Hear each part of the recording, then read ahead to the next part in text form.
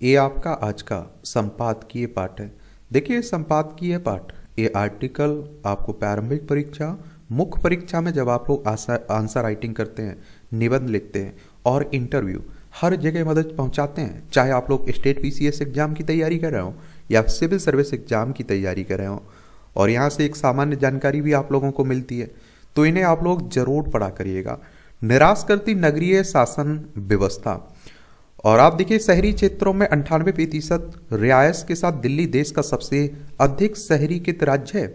और दिल्ली में इस समय आप देख रहे हैं कि विधानसभा के चुनाव हैं। केंद्र शासित प्रदेश है दिल्ली। विधानसभा में 70 सीटें हैं, राज्यसभा में 3 सीटें हैं, लोकसभा में 7 सीटें आपको देखने को मिलेंगी। ये चुनाव करवाता कौन है, कौन सी संस्था करवाती है, उस संस्था के बारे में एक सामान्य जानकारी आप लोग जरूर नीचे लिखिएगा। और आप देखेंगे इन दिनों यहाँ विधानसभा चुनाव के लिए चुनाव प्रचार अभियान चरम पर है।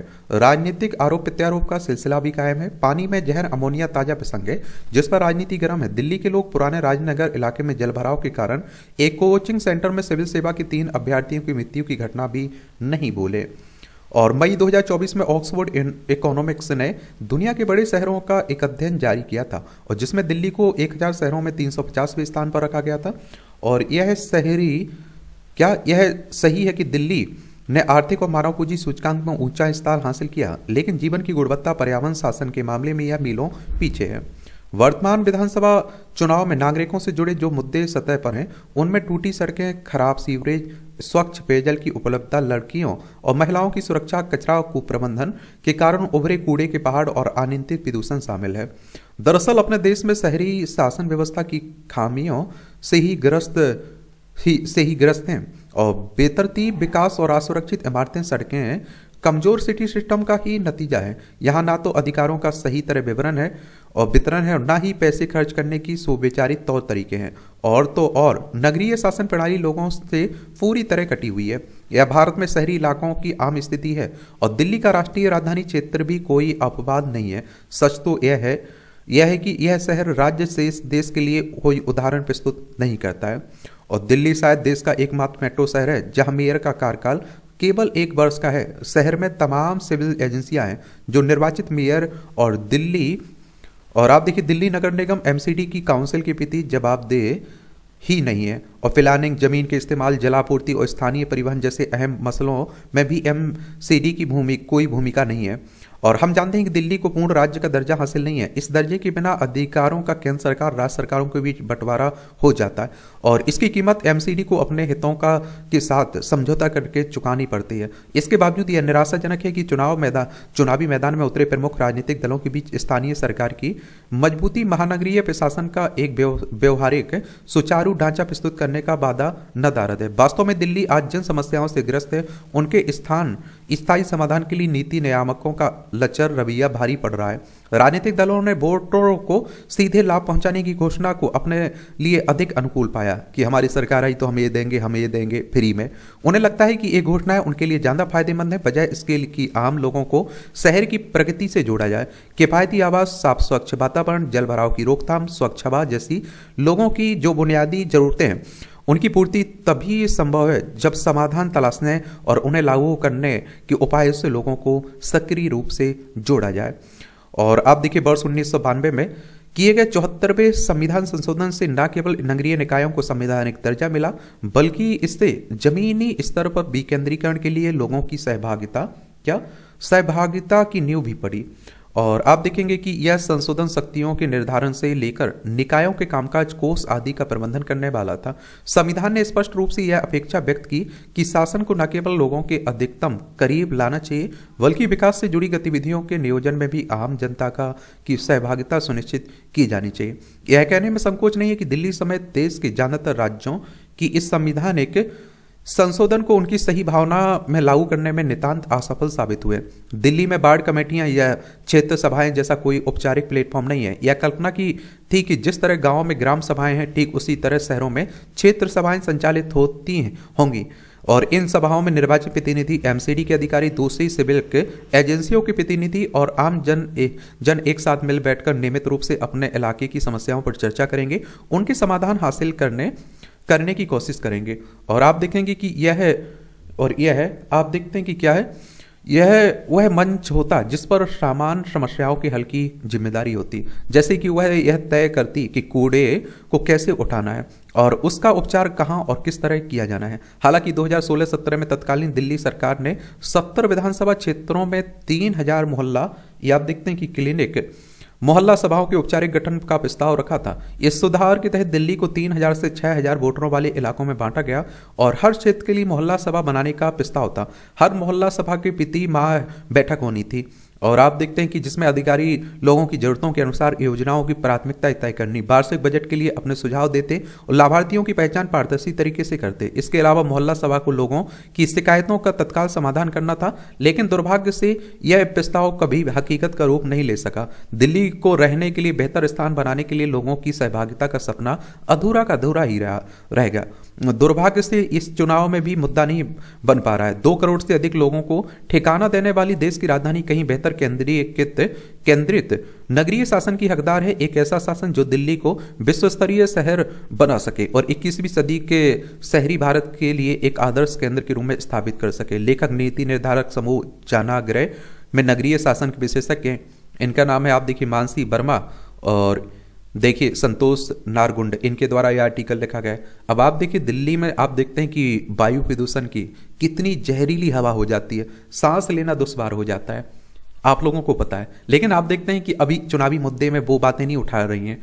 ये हो रहा है कि वो इतना हिंदू मुस्लिम मंदिर मस्जिद की बातें खूब हो रही हैं, फिर वो दूसरी तरफ आप देखिए प्रतिस्पर्धा चल रही है फ्री की रेवड़ी की कि हमारी सरकार आई तो हम इतना दे देंगे, हमारी सरकार आई तो ये दे देंगे।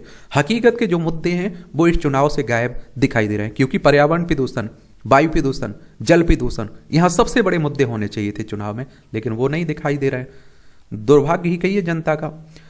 हादसे से सीखे जाए सही सबक, ये आप देखते हैं कि भव्यता से संपन्न हो रहे प्रयागराज महाकुंभ में भगदड़ से 30 श्रद्धालुओं की मृत्यु आघातकारी घटना है। इस घटना ने सबको दुखी किया। मुख्यमंत्री योगी आदित्यनाथ घटना का विवरण देखते हुए भावुक हो गए। भगदड़ के बाद महाकुंभ की शास्त्रीय व्यवस्था में साधु संतों का स्नान, जिसे अमृत स्नान कहा जाता है, का सर्वाधिक महत्व माना जाता है। ऐसा लगा कि भगदड़ के कारण इस अपरिहार्य शास्त्रीय परंपरा पर विराम लगाना पड़ेगा, किंतु अंततः विलंब से ही सही अमृत स्नान हुआ। घटना के कुछ समय बाद ही स्थिति नियंत्रित कर ली गई। एक और मौनी अमावस्या पर महाकुंभ में स्नान करने लोग प्रफुल्लित थे, तो दूसरी ओर जिनके अपने पिछड़ गए वे व्यथित थे। हालांकि आप देखिए सनातन धर्म में मनुष्य की मृत्यु का कारण स्थान और समय पूर्व निर्धारित माना गया है, लेकिन दुख की घड़ी में जीवन सत्य की ऐसी बातें आसानी से लोगों के गले नहीं उतरती। हम जिस काल और परिस्थितियों में हैं उसके अनुसार भी इस घटना की व्याख्या करनी होगी। त्रासदी हुई है तो किसी न किसी को इसकी जिम्मेदारी लेनी होगी। यह भी देखना होगा कि कहां क्या किसकी गलती हुई है। इससे भी जतन करने होंगे कि आगे भीड़ प्रबंधन में कमी से कहीं कोई अप्रिय घटना ना हो। ये आप सभी जानते हैं कि उत्तर प्रदेश का एक शहर है प्रयागराज, जिसे पहले आप लोग इलाहाबाद के नाम से जानते थे। यहाँ महाकुंभ हो रहा है ना, तो उसमें जो भीड़ आपने भगदड़ देखी ना, जिसमें कुछ लोगों की मौत हुई, उसी घटना की बात हो रही है। देखिए उत्तर प्रदेश की राजधानी लखनऊ है। इसकी अंतर्राष्ट्रीय सीमा नेपाल से लगती राज्यों में बिहार, झारखंड, छत्तीसगढ़, मध्य प्रदेश, राजस्थान, हरियाणा, हिमाचल प्रदेश, उत्तराखंड और दिल्ली 8 राज्यों से लगती है और एक केंद्र शासित प्रदेश से लगती है। विधानसभा में 403 सीटें हैं, विधान परिषद में 100 सीटें हैं, राज्यसभा में 31 सीटें हैं, लोकसभा में 80 सीटें हैं। योगी आदित्यनाथ यहाँ के चीफ मिनिस्टर हैं। आनंदीबेन पटेल यहाँ की राज्यपाल हैं। मुख्यमंत्री ने घटना की न्यायिक जांच के आदेश के साथ मृतकों के लिए सम्मानजनक 25 लाख रुपए क्षतिपूर्ति की घोषणा की है।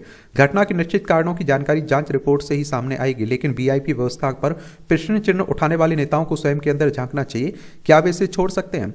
वीआईपी व्यवस्था वहां समस्या थी, लेकिन अखिलेश यादव को भी वहां वही वीआईपी से व्यवहार मिला। वैसे इस त्रासदी में वीआईपी व्यवस्था की भूमिका नहीं दिखती। लगता है यही है कि मौनी अमावस्या के ब्रह्म मुहूर्त स्नान के लिए एकत्रित भारी जनसमूह के बीच अफरा तफरी मचने हो और उसके चलते बैरिकेटिंग टूटने से हादसा हुआ है। बैरिकेटिंग टूटने के बाद लोग एक के ऊपर एक चढ़कर निकलने लगे और वहां जो श्रद्धालु स्नान की प्रतीक्षा में लेटे थे वे कुचल गए। और घटना इतनी भी हो तो दिल दहल जाता है कि क्या बीती होगी उन लोगों पर जो संगम में डुबकी लगाकर पूर्ण लाभ की दृष्टि से वहां बैठे या लेटे रहे होंगे। और इनकी संख्या भी अच्छी खासी थी, क्योंकि 3 बजे भोर से मौनी अमावस्या का अमृत स्नान का ब्रह्म मुहूर्त था। जिन्हें हमारे पंचांग कर्मकांडों, उनके मुहूर्त आदि की तात्विक जानकारी नहीं, वे इसके महत्व को नहीं समझेंगे। और भगदड़ की घटना के बारे में के बाद अखाड़े और अन्य आश्रमों ने पूरी, ये आप देखेंगे, पूरी तरह संयम का परिचय दिया और सहयोग का उदाहरण प्रस्तुत किया। यह सामान्य बात नहीं है कि जो संत निश्चित मुहूर्त में निर्धारित समय के अनुसार स्नान पूर्व के कर्मकांड संपन्न कर चुके हैं उन्हें अचानक रोकने को कहें और बेमान लें, विलंब से स्नान के लिए जाएं, यह हमारी महान संत परंपरा की मानवीयता, संवेदनशीलता और सहनशीलता का उदाहरण है। स्वाभाविक रूप से पुलिस प्रशासन पर अमृत स्नान को सर्व प्रमुखता देकर संपन्न करने का दायित्व था और वे व्यवस्था कर भी रहे थे।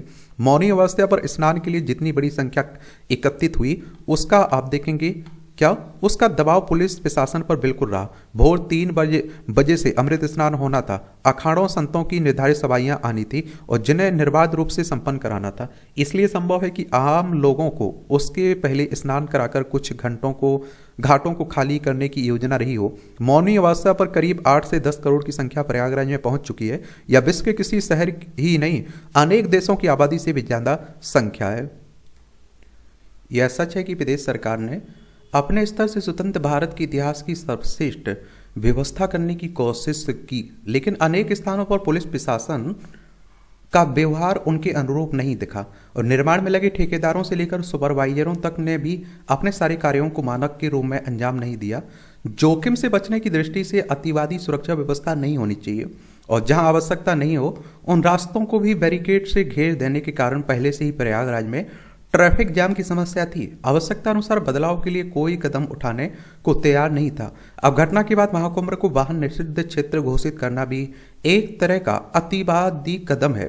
संगम नगरी जहां आश्रमों और आम लोगों ने कल्पवास किया वहां भीड़ नहीं और गाड़ी जाने आने में समस्या नहीं है। आप वाहन रोक देंगे या रेलवे और बसों में जगह नहीं मिलेगी तो लोग महाकुंभ आने, संगम स्नान करने से वंचित होंगे और इससे नए सिरे से परेशानियां पैदा होंगी। इस घटना से सीख लेकर ठीक प्रकार से समीक्षा कर व्यवस्था नहीं हुई तो दूसरे प्रकार की समस्याएं पैदा हो सकती हैं। पूरी व्यवस्था पुलिस प्रशासन के भरोसे छोड़ने की जगह इतने बड़े आयोजन में दलों, संगठनों के कार्यकर्ता आदि भी भूमिका होनी चाहिए। आखिरकार महाकुंभ में धार्मिक, सामाजिक, सांस्कृतिक संस्थाएं जबरदस्त भूमिका निभा रही हैं। उनसे लोगों को स्नान, पूजा, आवास, आने जाने सब में सहयोग मिल रहा है। लेकर राजनीतिक विश्लेषक वरिष्ठ पत्रकार हैं अवधेश कुमार, इनके द्वारा ये आर्टिकल लिखा गया है। आप लोग क्या सोचते हैं? अपनी राय आप लोग जरूर दीजिएगा। ऊर्जा दान। भारतीय धर्म संस्कृति में दान का बहुत महत्व है। दान का शाब्दिक अर्थ है देने की प्रक्रिया। और जब से इस संसार की रचना हुई है तब से सूर्य हमें प्रकाश से ओतप्रोत करता आ रहा है। चंद्रमा अपनी शीतलता का दान दे हमें अनुग्रहित करता आ रहा है। यूं ही नहीं, हमारे संस्कारों में सूर्य और चंद्रमा की उपासना का प्रावधान है और इसके साथ साथ प्रकृति हमें हवा, जल बिना किसी भेदभाव के निरंतर प्रदान कर रही है और हमारा भी कर्तव्य बनता है कि ऐसे देवीय निस्वार्थ दान की मर्यादा रखें और उन्हें निर्मल रखें, प्रदूषित ना करें, क्योंकि इन पर ही हमारा जीवन निर्भर है। और इसी प्रकार फूलों का खिलना, बचपन का खिलखिलाना और चिड़ियों का चहचहाना आदि भी हमारे लिए किसी दान से कम नहीं है जो हमें आनंद विभोर कर जाते हैं। और लेकिन मनुष्य तो व्यवहारिक है, ग्रहण अधिक करता है, देता कम है। और वैसे अपनों के लिए तो सभी यथासंभव करते हैं, उनके लिए कितने व्रत करते हैं और उपवास रखते हैं। यह दान नहीं बल्कि कर्तव्य है, धर्म है। क्या ही अच्छा हो कि हम ऐसे शुभ समय में अपनी इंद्रियों को नियंत्रित कर ईर्ष्या, मोह, स्वार्थ आदि बुरी आदतों को दान समझ त्यागें। हम सारा जीवन सुख सुविधाओं को बटोरने में लगा देते हैं और ज्ञानी कहते हैं कि अपने तन मन को कुछ हल्का कीजिए, अधिक है तो दान कर दीजिए, दान दें, अपने को अनुग्रहित कीजिए। विद्यादान, अन्नदान, अर्थदान, भूदान कर हम निश्चिंत हो जाते हैं, हो गया, पुण्य कमा लिया। और इससे बढ़कर किसी उदास चेहरे पर मुस्कुराहट का कारण बनकर देखिए। आजकल पुस्तकें पढ़ने की प्रवृत्ति धीरे धीरे कम होती जा रही है। इसे बढ़ावा देने के लिए पुस्तकों का दान करना उचित है। धर्मात्मा लोग अपने प्रवचन के माध्यम से अच्छे विचारों का दान करते रहते हैं। हम उनको सुन सही अर्थों में अपनाएं, इसी में लोक कल्याण है। क्या है? लोक कल्याण है। बाकी आप लोग बता सकते हैं।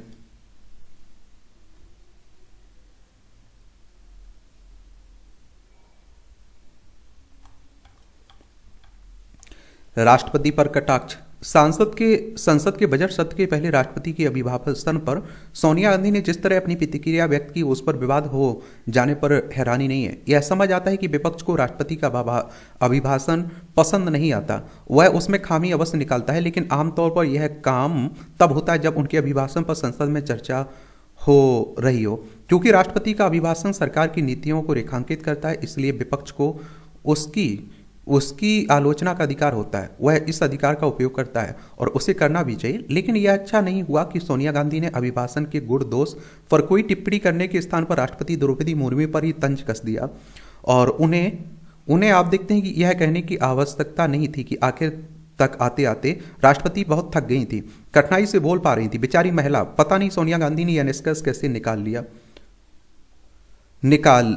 और यदि निकाल भी लिया तो उन्हें उसे उन शब्दों में व्यक्त नहीं करना चाहिए था जिनमें किया है। उनमें उनके कटाक्ष से तो ऐसा लगा कि राष्ट्रपति अभिभाषण पढ़ने में समर्थ नहीं थी। पता नहीं कैसे उन्होंने राष्ट्रपति को थका हुआ भी पाया, जबकि स्वयं उनकी आयु उनसे अधिक है। और इस पर आश्चर्य नहीं है कि राष्ट्रपति भवन को सोनिया गांधी की टिप्पणी पर अपनी अप्रसन्नता व्यक्त करते हुए यहां तक कहना पड़ा कि वह किसी भी समय थकी हुई नहीं थी। स्वाभाविक रूप से कांग्रेस नेताओं खुद प्रियंका गांधी ने सोनिया गांधी का बचाव किया, लेकिन यह समझा जा सकता है कि सके तो बेहतर है कि उनके अपने शब्दों के चयन में सावधानी बरतनी चाहिए थी। राष्ट्रपति भवन में ने यह सही कहा कि सोनिया गांधी की ओर से जो टिप्पणी की गई वह सर्वथा टालने योग्य थी। शीर्ष नेताओं को अपनी बातें कहते समय पद की गरिमा के साथ अपने शब्द चयन में सावधानी बरतनी चाहिए। उस समय तो और भी जब टिप्पणी राष्ट्रपति के संदर्भ में की जा रही हो। राष्ट्रपति द्रौपदी मुर्मू जिस सामाजिक परिवेश और पृष्ठभूमि से आती हैं उसे देखते हुए तो और भी संवेदनशील दिखानी चाहिए। और समस्या है कि सोनिया गांधी हो या राहुल गांधी भी किसी की आलोचना करते समय शब्दों का सही चयन में प्रयास चूक कर जाते हैं। जब ऐसा होता है तो यही ध्वनित होता है कि गांधी परिवार के सदस्य अपनी अभिजात्यवादी मानसिकता का परित्याग नहीं कर पा रहे हैं। क्या यह किसी से छिपा नहीं कि राहुल गांधी किस तरह शीर्ष पदों पर बैठे लोगों की आलोचना करते समय सामान्य शिष्टाचार की सिरे से अनदेखी कर देते हैं, जबकि शीर्ष नेता ऐसा करते हैं जो अन्य नेता और कार्यकर्ता तू तड़ाक वाली भाषा पर उतर आते हैं। वैसे तो मैंने आप लोगों से कहा है कि अपने देश में हम लोग नेताओं से नैतिकता की उम्मीद छोड़ देना चाहिए, और केवल कांग्रेस वालों की नहीं है, मैं कह रहा हूँ हर पार्टी के नेताओं की भाषा आप लोग देखिए, उनके बोलने की शैली देखिए।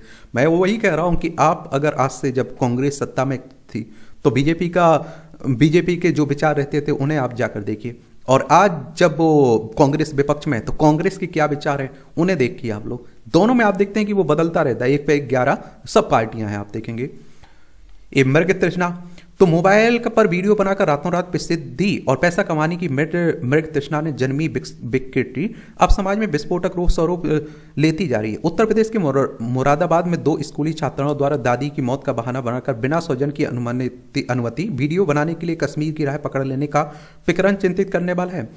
इनमें से एक छात्रा अपने स्वजन के साथ कुछ दिन पहले कश्मीर घूम कर आई और उसके सौंदर्य से वह इतना आकर्षित हुई कि उसकी वीडियो बनाकर इंटरनेट मीडिया में डालने की योजना अपनी सहेली को बताई। दोनों ने इसी योजना के तहत स्कूल में झूठ बोलकर छुट्टी ली और हरियाणा तक पहुंच गई। राहत की बात है कि पुलिस की सक्रियता से वो दोनों सकुशल अब अपने स्वजन के पास हैं, लेकिन यह घटना सतर्क करने वाली है। सवाल यह उठता है कि क्या अभिभावक गण अपने बच्चों को इतना भी समय और संस्कार नहीं दे पा रहे हैं कि वो अपना हित देख सकें। विद्यालय प्रबंधन को भी सतर्क होना पड़ेगा। केवल छात्रा के कथन के आधार पर कैसे अवकाश दे दिया गया।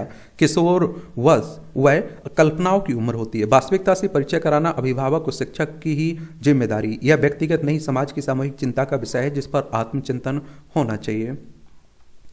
सोशल मीडिया का तो जमाना ही आप देख रहे हैं। मानसिक रोग का बढ़ता दायरा। आजकल की भाग दौड़ वाली दुनिया में बेचैनी, डिप्रेशन और मानसिक तनाव जैसी मानसिक समस्याएं बड़ी तेजी से लोगों को अपना शिकार बना रही हैं। इससे ना तो कोई देश बचा है और ना ही कोई राज्य। इसका शिकार किशोर, बड़े, वृद्ध, स्त्री, पुरुष सभी हो रहे हैं।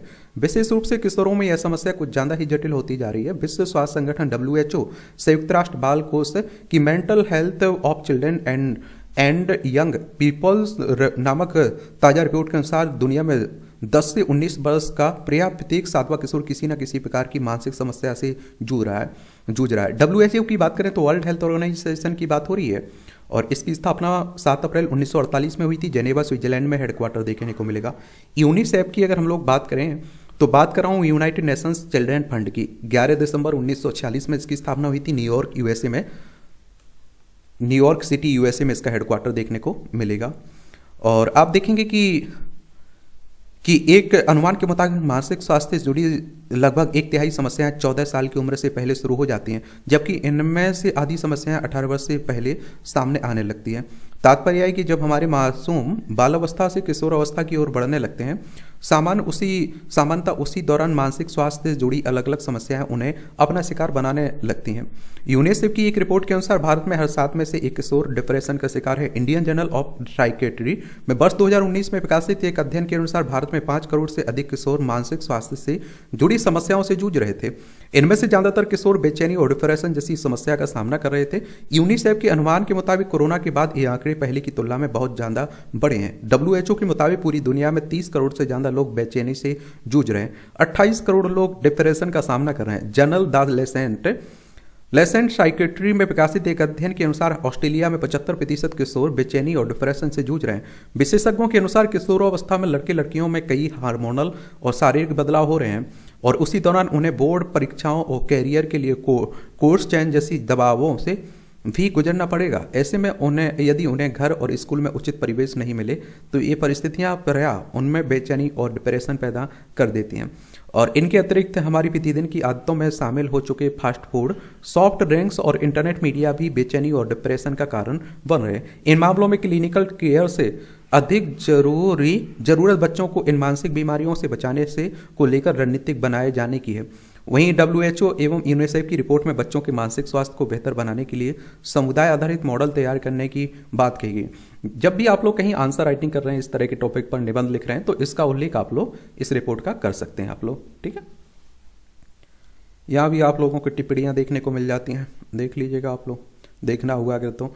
और इसकी PDF एजुकेशन सर्कल प्लेटफॉर्म है ना टेलीग्राम पर, वहाँ डाल दी जाती है, तो वहाँ से जाकर आप लोग डाउनलोड कर सकते हैं। ये तकनीकी लड़ाई का केंद्र बन रहा अंतरिक्ष। ये एलन मस्क बार बार इस बात को दोहरा रहे हैं कि एडवांस स्पेस और डिजिटल तकनीक ने देशों के बीच की स्पर्धा और कूटनीतिक के व्याकरण को बदल दिया है। अमेरिका की नई सरकार ने उनका कद और हैसियत उनकी इस सूझबूझ की ही देन है। दरअसल अंतरिक्ष की दुनिया में निजी क्षेत्र की धमक ने से बदलाव के कई मोर्चे एक साथ खुल गए हैं। अलबत्ता तकनीकी पराक्रम की ही ये दुनिया तमाम सूक्ष्म जटिलताओं के बीच आज संभावनाओं के साथ आशंकाओं के जिस महाद्वार पर खड़ी है, उसका आगाज आज से 4 दशक पहले हो चुका था। सोवियत संघ ने वर्ष 1982 में कासमास 1408 नाम का एक स्पाई सैटेलाइट मिशन लॉन्च किया था। अंतरिक्ष में पहुंचने के 2 साल बाद ही उसका यह सैटेलाइट बेकार हो गया, क्योंकि इसके जरिए उसने कई जरूरी जानकारियां जुटाई थी। इसके अन्य किसी देश के हाथों में जाने की आशंका थी। रूस ने नवंबर 2021 में एंटी सैटेलाइट मिसाइल लॉन्च जासूसी उपग्रह को नष्ट कर दिया और सैटेलाइट के करीब 1500 टुकड़े अंतरिक्ष में फैल गए। बताया गया कि सैटेलाइट के टुकड़े किसी स्पेसक्राफ्ट या अन्य उपग्रह से टकरा सकते थे और बड़ा हादसा हो सकता था। इस घटना ने दुनिया के सामने स्पेस वार का सायरन बजा दिया। चूंकि चीन वर्ष 2007 और अमेरिका 2008 में एंटी सैटेलाइट मिसाइल लॉन्च कर चुके थे और लिहाजा यह डर जताया जाने लगा कि रूस भी इस प्रतिस्पर्धा में शामिल हो गया है। फिर उसने अपने सैटेलाइट को नष्ट किया। जरूरत पड़ने पर किसी दुश्मन देश के साथ भी वह ऐसा कर सकता है। और इस एक घटना ने जता दिया कि जो अंतरिक्ष केवल खोज का क्षेत्र था, देशों के बीच ताकत दिखाने का नया मैदान बन गया।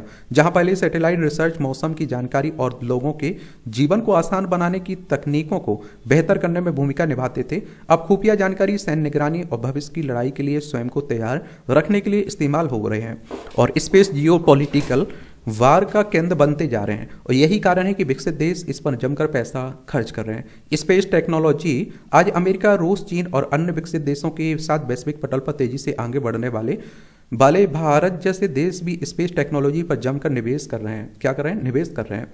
और सैटेलाइट वैज्ञानिक शोध से ज्यादा राष्ट्रीय सुरक्षा के लिए महत्वपूर्ण हो गए हैं। इसका इस्तेमाल संचार, GPS और निगरानी जैसे अहम कार्यों के लिए किया जाने लगा है। सैटेलाइट की अहमियत काफी बढ़ गई है। दुश्मन देशों के ऐसे नुकसान पहुंचाने के खतरे भी बढ़ गए हैं। यही कारण है कि कई देश अपने फायदे के सैटेलाइट के साथ उनकी सुरक्षा और दूसरे देशों के सैटेलाइट को नष्ट करने या फिर उन्हें खराब करने के लिए एंटी सैटेलाइट हथियार बनाने पर भी काम कर रहे हैं। और इसने अंतरिक्ष को एक नए युद्ध के मैदान में बदल दिया। अमेरिका, रूस और चीन जैसे देश उन तकनीकों पर निवेश कर रहे हैं जो अंतरिक्ष में ताकत बढ़ाने के काम आ सकती है।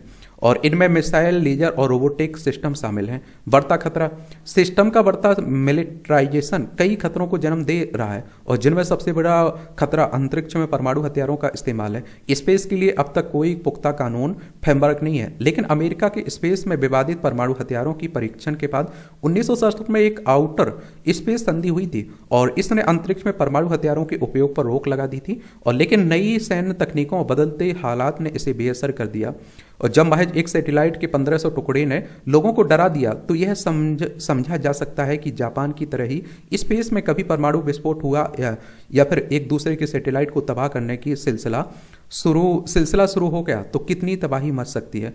तकनीक पर पूरी तरह से निर्भर दुनिया का क्या हाल होगा। बैंक, मेडिकल, कम्युनिकेशंस और अन्य सेक्टर आप देखेंगे ठप हो जाएंगे। नुकसान यहीं तक सीमित नहीं होगा। परमाणु विस्फोट से निकलने वाले विकिरण अंतरिक्ष यात्रियों के लिए खतरा बन जाएगा और अंतरिक्ष स्टेशन तबाह हो जाएंगे और ये वर्षों तक अंतरिक्ष में रहेंगे, जिससे भविष्य के मिशनों पर भी असर पड़ेगा। मानवता के लिए भी एक बड़ा खतरा उत्पन्न हो जाएगा। सैटेलाइट हमले की धमकी, आज दुनिया का बड़ा भूभाग युद्ध की चपेट में है। हर अगली सुबह एक देश दूसरे पर परमाणु हमले की धमकी दे रहे हैं। रोजाना किसी न किसी देश में किसी संस्थान पर साइबर हमले हो रहे हैं। ऐसी स्थिति में भला एक संधि के भरोसे कैसे यह माना जाए कि स्पेस युद्ध नहीं होगा। स्पेस हमले का मतलब वहां होने वाले प्रत्यक्ष हमले से ही नहीं बल्कि धरती पर होने वाली लड़ाइयों में भी अंतरिक्ष का बड़ा रोल है। हाल के समय में हमने देखा कि इंसानी जीवन से जुड़ी लगभग हर चीज पर हमले हो रहे हैं। सैन्य तैनाती, भारत के संदर्भ में बात करें तो उसने पिछले कुछ वर्षों में स्पेस में अपनी ताकत बढ़ाई है। हालांकि जानकारों की माने तो चीन, अमेरिका और रूस के मुकाबले उसकी शक्ति काफी कम है। अंतरिक्ष हथियारों की दौड़ में प्रमुख खिलाड़ियों में चीन आज अमेरिका को भी टक्कर दे रहा है। चीन ने स्पेस टेक्नोलॉजी में काफी तरक्की की है। उसने रोबोटिक गैपलर सैटेलाइट बनाए जो दुश्मन के उपग्रहों को पकड़ने या फिर तबाह करने में सक्षम होते हैं। इसके अलावा चीन ने काइनेटिक किल व्हीकल भी विकसित किया जो उपग्रहों को नष्ट करने या कक्षा में मिसाइलों को रोकने के लिए डिजाइन किया गया। और चीन ने मानव रहित अंतरिक्ष विमानों का परीक्षण भी किया। और आप देखें जो टोही उपग्रहों को नष्ट करने या पेलोड तैनाती के लिए इस्तेमाल किया जा सकते हैं। ये सभी तकनीक चीन को अंतरिक्ष युद्ध में एक अहम शक्ति बनाती है। साथ ही उसने अपनी अंतरिक्ष रणनीति में आर्टिफिशियल इंटेलिजेंस का भी इस्तेमाल शुरू कर दिया है। यह चिंता की बात है कि स्पेस में बढ़ते तनाव का असर लाखों लोगों की जिंदगी पर हो सकता है। यह कोई भविष्य की चिंता नहीं है, यह समस्या अब शुरू हो चुकी है। ऐसे में एक बेहतर लीगल फ्रेमवर्क की जरूरत है। इन मुद्दों को हल करने के लिए अंतर्राष्ट्रीय सहयोग और एक प्रभावी कानूनी ढांचे की आवश्यकता है ताकि अंतरिक्ष के सैन्यकरण के जोखिमों से बचा जा सके और इस क्षेत्र में वैश्विक शांति सुनिश्चित की जा सके।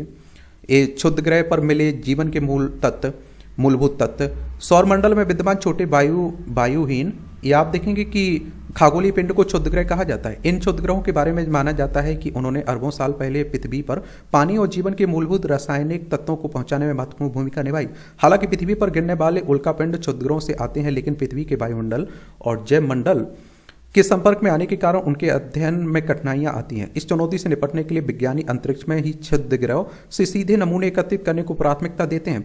अब तक केवल 2 देशों, ये आप देखते हैं कि जापान हायाबुसा 2 मिशन और अमेरिका OSIRIS-REX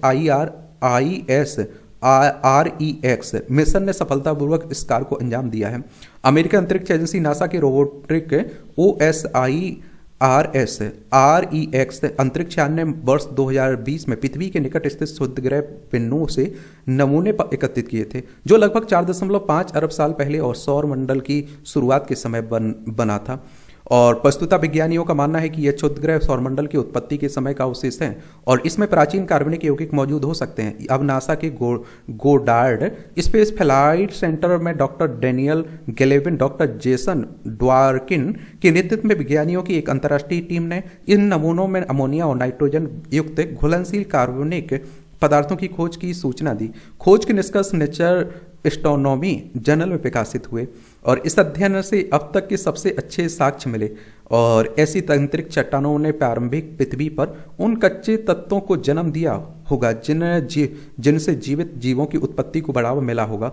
यह खोज इस लिहाज से भी महत्वपूर्ण है कि यह न केवल पृथ्वी पर जीवन के विकास को समझाने में मददगार साबित हो सकता है बल्कि यह भी संकेत देती है कि जीवन के बीज पृथ्वी के अलावा बाह्य अंतरिक्ष में कहीं और भी मौजूद हो सकते हैं। विन्नू से प्राप्त समूहों नमूनों में 20 ज्ञात कार्बनिक यौगिकों में से 14 अमीनो एसिड पाए गए जो प्रोटीन निर्माण में आवश्यक होते हैं। प्रोटीन जटिल अणु होते हैं जो जीवित प्राणियों की संरचना, कार्य और विनियमन में महत्वपूर्ण भूमिका निभाते हैं। इसके अलावा सभी 5 न्यूक्लियो बेस भी इनमें मौजूद हैं जो डीएनए डीऑक्सी राइबोक्लोनिक न्यूक्लिक एसिड और आरएनए राइबो न्यूक्लिक एसिड के मूल आनुवंशिक घटक हैं और पृथ्वी पर सभी प्रकार के जीवन के लिए आवश्यक हैं। अध्ययन के मुख्य लेखक और नासा के खगोल विज्ञानी डॉक्टर डेनियल गैल्विन के मुताबिक विन्नू के नमूनों में जीवन के इन प्रमुख घटकों का पता लगना इन सिद्धांतों का समर्थन करता है कि क्षुद्र ग्रह और उनके टुकड़ों ने प्रारंभिक पृथ्वी में जीवन के उद्भव के लिए आवश्यक मूलभूत तत्वों का बीजारोपण किया है। बहरहाल बिन्नू पर जीवन के मूलभूत घटकों की खोज ने से कई महत्वपूर्ण सवाल खड़े होते हैं। क्या पृथ्वी पर जीवन की उत्पत्ति अंतरिक्ष से आए कार्बनिक यौगिकों से हुई थी? क्या आप देखेंगे क्या अन्य ग्रहों या चंद्रमाओं पर भी इसी तरह के तत्व मौजूद हो सकते हैं? इन सवालों के जवाब खोजने के लिए विज्ञानी अध्ययन में जुटे हुए हैं। तो इस तरह से आप देखेंगे कि आज के जो आप देख रहे हैं ये इस आर्टिकल की बात, और इस तरह के आर्टिकल बहुत कुछ आपको पॉइंट यहाँ से मिलते हैं। आप देखेंगे ये राजनीति की बात हो रही है बिहार की। चलिए जीएम फसलों पर पुनर्विचार, ये भी अच्छा आर्टिकल है। अमेरिका में लगभग आप देखेंगे अमेरिका में 3 दशक पहले वहां के नागरिकों को जीएम फसलों के उत्पादन एवं उसके उपभोग की अनुमति दी गई थी। भारत में जीएम यानी अनुवांशिक रूप से संशोधित फसल के बारे में अलग अलग तरह के दावे और धारणाएं हैं। लिहाजा हमें यह भी समझना होगा कि आखिर अमेरिका ने अपने नागरिकों को इसका उपयोग करने की अनुमति क्यों दी है। वहीं दूसरी ओर हमारा देश किसानों का जीवन बदलने की अपार क्षमता रखने वाली जीएम फसलों को मंजूरी देने में लंबे समय से झिझक रहा है। 1 दशक से अधिक समय से हम यथास्थिति में जिससे किसानों को लाभकारी जीएम प्रौद्योगिकी को अपनाने का विकल्प नहीं मिल पा रहा है। और थोड़े पीछे चलें तो कुछ वर्ष पहले एक प्रमुख पर्यावरणविद और जीएम फसलों के खिलाफ आवाज उठाने वाले मार्क लिनास ने अपना रुख पलटकर दुनिया को चौंका दिया था। एक संबोधित कॉन्फ्रेंस में लिनास ने स्वीकार किया था कि आप देखते हैं कि जीएम तकनीक का विरोध करना उनकी एक भूल थी और उन्होंने खाद्य सुरक्षा चुनौतियों से निपटने में उनकी महत्वपूर्ण भूमिका पर प्रकाश डाला। ऐसे में भारत में जीएम तकनीक की बहस को आगे बढ़ाया जाना चाहिए। किसानों के लिए लाभकारी जीएम तकनीक पर भारतीय चर्चा गलत सूचनाओं, भय फैलाने और तकनीक समर्थक पहलों को पटरी से उतारने के निःस्वार्थों के प्रयासों से युक्त है। यह भारतीय किसानों उपभोक्ताओं को उन नवाचारों तक पहुंच से भी वंचित करता है जिन्होंने दुनिया के कई हिस्सों में कृषि को बदल दिया। यह इस बात का सबूत है कि किस प्रकार लाखों लोगों को लाभ पहुंचाने की अपार क्षमता वाली प्रगति को रोकने के लिए वास्तविक तथ्यों में हेरफेर किया जा सकता है। कृषि विज्ञानी स्टुअर्ट जे स्मिथ ने प्लांट बायोटेक्नोलॉजी जर्नल में 2019 में प्रकाशित अपने paper the human health benefits from GM crops में 25 वर्षों के व्यावसायिक उत्पादन में जीएम फसलों के प्रभाव पर प्रकाश डाला। स्मिथ ने पाया कि जीएम फसलें इतिहास में सबसे तेजी से अपनाई जाने वाली कृषि तकनीक का प्रतिनिधित्व करती हैं और जिसे लाखों किसानों ने अपनाया, खासकर विकासशील देशों में। इसके लाभ आश्चर्यजनक रहे हैं और इस कारण से रासायनिक उर्वरकों के उपयोग में 37% की कमी, पैदावार में 22% की वृद्धि और कृषि मुनाफे में 68% की वृद्धि दर्ज की गई। जबकि आर्थिक और पर्यावरणीय लाभ पूरी तरह आप देखेंगे पूरी तरह से स्पष्ट हैं। हानिकारक कीटनाशकों के प्रयोग जोखिम को कम करके कीटनाशक विषाक्तता के मामले में काफी कमी आई है। बीटी कपास विशेष रूप से अपने आनुवंशिक गुणों के माध्यम से कीट संबंधित मुद्दों को सीधे निपटाने में सक्षम है। वहीं दूसरी ओर यह फसल को नुकसान होने से भी बचाता है। परिणाम स्वरूप कीटनाशक अनुप्रयोगों की आवश्यकता को कम करता है, उपज की मात्रा व गुणवत्ता में सुधार करता है। इससे किसानों की सुरक्षा और खुशहाली भी बढ़ती है। यह प्रभाव विशेष रूप से चीन, भारत और दक्षिण अफ्रीका जैसे देशों में देखने को मिला है जहां कीटनाशक से संबंधित स्वास्थ्य समस्याएं में कमी आई है, जो जीएम फसलों की परिवर्तनकारी क्षमता का एक बड़ा उदाहरण प्रस्तुत करता है। बढ़ता वैश्विक उपयोग आज विश्व के 27 देश 11 अलग अलग जीएम फसलों की खेती कर रहे हैं। विकासशील देश खाद्य सुरक्षा को मजबूत करने, किसानों की आजीविका में सुधार के लिए तेजी से इस तकनीक को अपना रहे हैं। इसके ठीक विपरीत भारत का दृष्टिकोण झिझक वाला रहा है। 2 दशक पहले शुरू की गई बीटी कपास खेती के लिए कानूनी रूप से स्वीकृत एकमात्र जीएम फसल बनी, फिर भी इसे अपनाना परिवर्तनकारी रहा। 2020 तक भारत में 125.8 लाख हेक्टेयर इलाके में कपास की खेती में से 117.4 लाख हेक्टेयर में बीटी कपास का उपयोग किया गया था। इस सफलता के बावजूद अन्य जीएम फसलें नियामक बाधाओं में उलझी हुई हैं। भारत डर और गलत सूचनाओं को अपनी कृषि नीतियों पर हावी नहीं होने दे सकता है। खाद्य सुरक्षा चुनौती, खाद्य तेलों के बढ़ते आयात बिल और जलवायु परिवर्तन से जूझ रहे देश के रूप में जीएम तकनीक ऐसे समाधानों पेश करती है, जिस ओर ध्यान दिया जाना चाहिए। विश्वास कायम करने के लिए सरकार को पारदर्शी संचार प्राथमिकता देनी चाहिए। जनता को जीएम फसलों के पीछे के विज्ञान के बारे में शिक्षित करना चाहिए और यह सुनिश्चित करना चाहिए कि नियामक निर्णय साक्ष्य आधारित हों। भारत को वैश्विक सफलताओं से सीखना चाहिए और अपने किसानों को आगे बढ़ने के लिए सशक्त बनाना चाहिए। और इस तरह से आप देखेंगे कि आज के संपादकीय पाठ की कहानी कवर होती है। आप लोग पढ़ते रहिए, एंजॉय करते रहिए। आपका कोई सवाल हो, मेरे लिए सुझाव हो, तो आप लोग बता सकते हैं। धन्यवाद।